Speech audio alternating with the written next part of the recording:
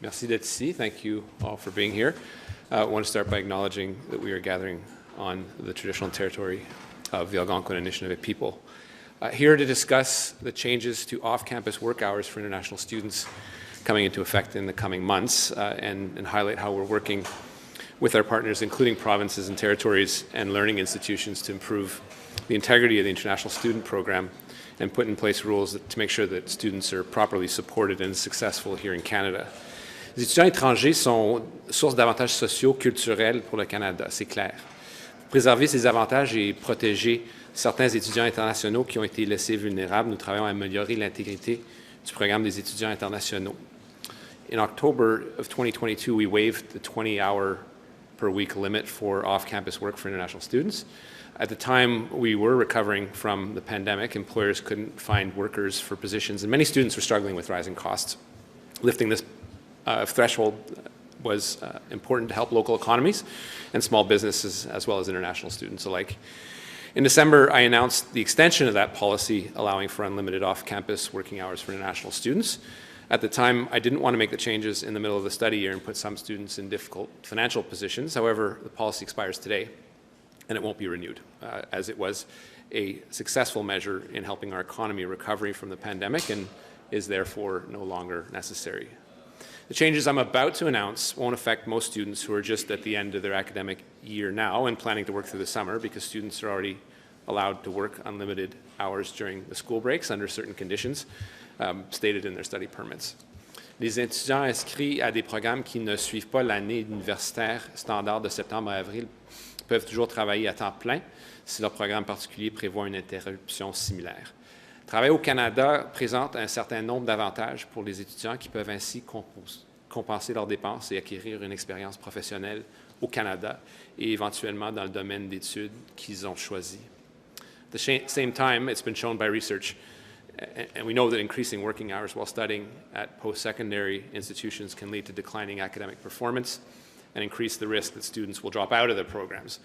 We need to support international students and make sure they are set up for success and that they're here properly studying. Looking at best practices and policies in other like-minded countries, most of them limit the number of working hours for international students. Canada's rules need to be aligned, or we will find our programs attracting more and more applicants whose primary intent is to work and not study.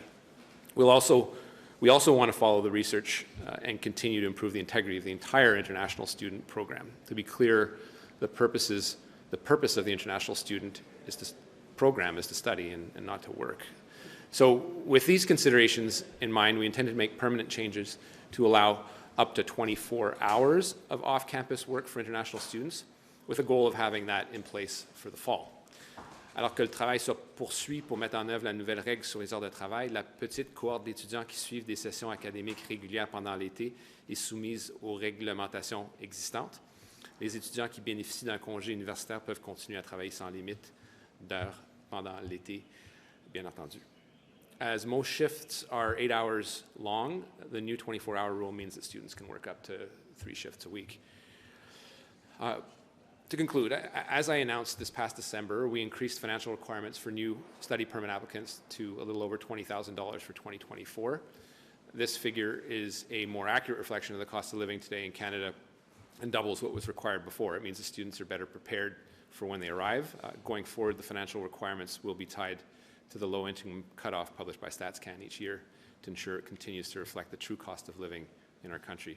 Cela permettra aussi aux étudiants étrangers d'être financièrement préparés à la vie au Canada à ce titre et d'être protégés contre la fraude, les abus et évidemment l'exploitation. The change is just one of our many planned reforms to the International Student Program, which includes the implementation of a new Recognized Institutions framework that will reward post-secondary institutions that provide a higher standard of support for international students.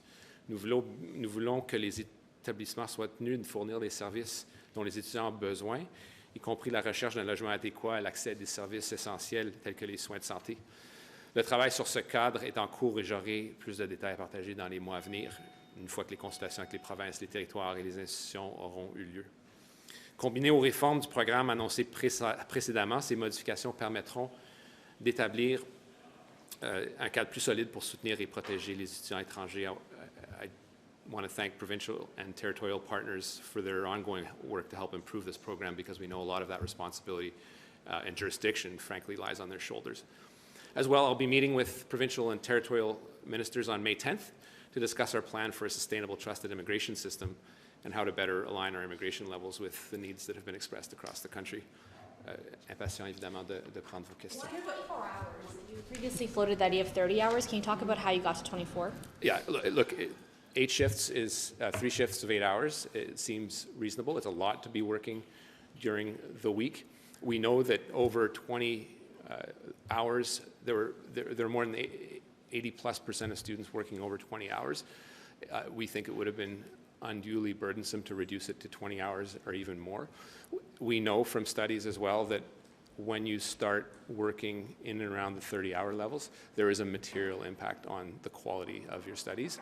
And again, being able to work 30 hours a week is as close to a full-time job, and it doesn't make sense, does not match with the idea behind the international student program, which is to study and not to work. But again, it costs a lot of money to be an international student. It can cost $40,000. So we don't want to put them in undue hardship. Students that want to come here have to realize that they can only work 24 hours in order to offset some of their costs or bring the material resources themselves when they come here. Hélène, vas-y. In the summer.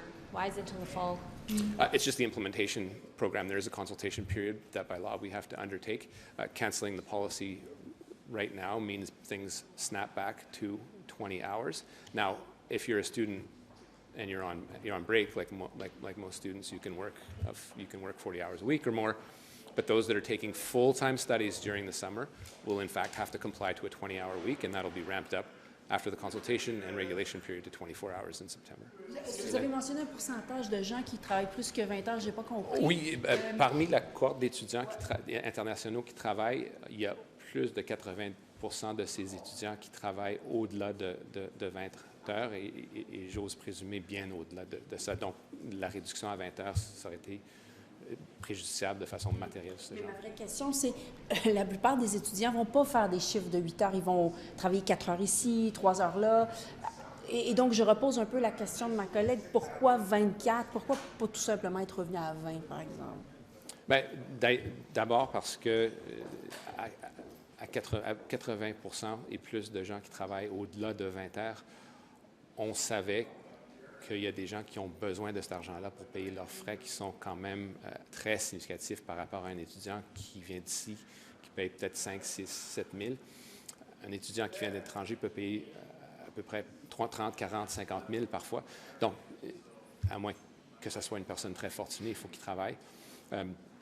Au-delà de 20 heures, puis trois quarts de travail, ça donne l'occasion à ces étudiants de pouvoir donner un commitment aux entreprises pour lesquelles ils travaillent au-delà de 20 heures. Donc, il y avait un juste milieu. On pensait que 30 heures était encore trop haut, mais je pense que le juste milieu se trouve à 3 chiffres de 8 heures. Est-ce que la police devrait intervenir pour démanteler le campement de l'Université McGill? Moi, franchement, le droit de manifester de façon pacifique est primordial dans toute société démocratique. Ça ne donne pas droit à la violence ou cautionner les propos haineux, d'autant plus les propos de nature antisémite, entre autres. Donc, c'est mon comté à McGill. Donc, Votre université? Ben, j'étais à l'Université de Montréal aussi. C'est clair que, surtout dans un domaine académique, la liberté d'expression, le droit de manifester, c'est excessivement important. En même temps, on peut aucunement cautionner la violence et évidemment les propos haineux. Êtes-vous d'accord? Et je ne donnerai pas de conseils. Il y a eu des propos antisémites et qu'il y a eu de l'intimidation. Est-ce que vous avez vu ça, vous? Est-ce que vous êtes d'accord avec l'Université McGill? Je ne questionne pas McGill. C'est eux qui ont des gens sur le terrain, des intervenants, qui font des efforts de rapprochement et de dialogue. Alors, c'est à suivre. Mais évidemment, je veux être très clair en disant qu'on respecte le droit des gens de protester et de manifester, sans cautionner évidemment la violence ou les propos haineux. Mais si on comprend bien, vous êtes contre que la police vienne Je démanteler. ne donne pas d'instruction à la police. Sorry. No, I think we should let Louis finish his line of questioning. Mais c'est parce que vous dites qu'il faut droit de manifester. Donc, a priori, on comprend qu'une intervention policière serait déplacée. Je donne aucune instruction à la police. So the right to protest and the right to free speech is excessively important, particularly in an academic setting. McGill is a place of free discourse. It's one where the right to protest has to be respected. It doesn't, at the same time, that right allow violence or permit or sanction violence. I think we have to be very careful about any sort of display of violence, intimidation towards students, nor does that type of protesting ever should include hate speech, including anti-Semitic speech. So it's something we have to watch very carefully as a society.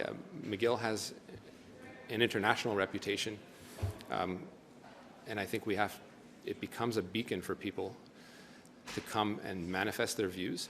And it's something I think as political actors we have to respect, but that again, we shouldn't tolerate for a second any form of violence or any hate speech, including anti-Semitism. There is some question of whether or not the encampment will remain. Are you saying that you have not seen anything that crosses the line at this point? I have seen the press releases that have come from McGill. Some of the acts alleged, if they are true, are extremely concerning. But I think as politicians, looking at that setting, looking at what McGill represents, what academia represents, what that space represents for people in the context of the war in Gaza, is something I think we have to be very judicious in how we treat that. At the same time, we have to be quite categorical if we see any violence or intimidation of students, particularly to preserve that academic environment of freedom of expression, and not tolerate for a second hate speech, including anti-Semitism. Mr. On the Honda battery factory, do you have any idea yet how many foreign workers are going to be coming to work on that? It's obviously a big concern to the building unions. We've seen it with the Stellantis plant and Volkswagen as well. I don't, Glenn. I know that as part of the investment, the investors expect to be able to bring in workers, whether they are specialized or otherwise, under the free trade agreements that we have and that we benefit from. Just as we send workers over to them, that reciprocity is integral to the actual investment. If people don't want the investment, that's their choice as well. We got that investment. We've made some commitments. Didn't negotiate it myself, but the reality is that we do have to have a number of workers that will be in there, but at the same time guaranteeing good paying union jobs, and that's the assurances I understand we've gotten. Are those numbers codified in the agreements? I don't have that information for you. I don't have that information for you. Monsieur Miller, sur le dossier de la réunification familiale au Québec, pouvez-vous nous faire une mise à jour depuis l'envoi de votre lettre? Je pense que c'était au début mars. Vous parliez d'aller au-delà de 10 000. Qu'est-ce qui s'est passé dans votre ministère à ce niveau? C'est sûr que ce qu'on a dit à Québec, c'est dans la mesure où ils contrôlent eux-mêmes l'émission des certificats de sélection du Québec, ils contrôlent leur destinée. Et de façon prioritaire, il fallait qu'on accélère le pas en ce qui a trait des familles qui ont reçu des certificats de sélection du Québec. Ils ont entretenu en recevant ces lettres un certain espoir qu'ils pouvaient se réunir avec leur famille. J'ai dit très clairement au Québec que je voulais qu'ils fassent un effort supplémentaire en ce qui a trait à des familles québécoises qui s'attendent à être réunies, que ce soit des époux, des épouses, des parents, grands-parents, même des enfants. C'est une question pour moi d'humanité. On a notre lot de travail, nous aussi, dans mon département, pour s'assurer que ça soit fait de façon ponctuelle. C'est ce qu'on est en train de faire. Ce sont des discussions, franchement, qui ont toujours lieu avec la ministre Fréchette. J'ai pu comprendre d'elle qu'il y avait certaines pistes de solutions. Donc, je ne peux pas vous parler de façon publique, mais c'est clair que le fait que le Québec a des seuils qu'il fixe lui-même cause une certaine disproportion dans les délais de traitement que subissent les familles québécoises qui s'attendent à se faire réunir avec leur famille au Québec. Avez-vous constaté à la suite de votre lettre une diminution du nombre de, je pense les CSQ, justement pour éviter cette disparité? Est-ce que ça a déjà eu un effet? Il y a une diminution des CSQ qui sont émis à cet effet-là. Ah oui, il y en a eu une, vous dites? Une diminution, oui. Since the Mexican visa requirements have come into place, have you seen a decrease in the number of asylum seekers writ large since those new rules have come in? We have certainly seen a drop, Mackenzie, in the number of claimants coming from Mexico. It is clear, and I think I made it clear during my press conference, that that was only a portion of the challenge that we're facing as a country, just like countries like us are facing in terms of asylum seekers. I had announced at that time that I would be looking at other measures to put into place, which we will be looking at over the course of the next few months. The Mexican visa, as difficult a decision it was, including putting it into place from a logistical perspective, relatively easier compared to other countries in that top 20, because those countries already have visas that are required for people to get in. So we're taking a look at that. I think because it created some turbulence in the system, I wouldn't necessarily rely on the March numbers, but perhaps look at April and May, and then we'll be able to probably draw better conclusions at that point. Juste pour clarifier un truc, s'il s'avère que des personnes qui manifestent à McGill ont tenu des propos antisémites, est-ce que ça vaudrait, ça justifierait de démanteler le campement au complet, d'après vous? Bien, vous me demandez de spéculer, Louis. C'est clair, si c'est des propos haineux, ça doit cesser immédiatement. Il y a des meilleures façons de manifester. Il y a des meilleures façons de manifester l'opposition à ce qui se passe à Gaza.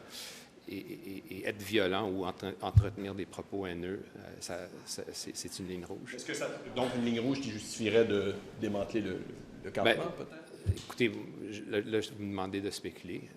C'est clair que dans certaines manifestations, même à Ottawa, on a entendu des propos qui frisent la haine. C'est inacceptable. Ce n'est pas la nature d'une manifestation dite pacifique. Et il faut que ça cesse. Merci.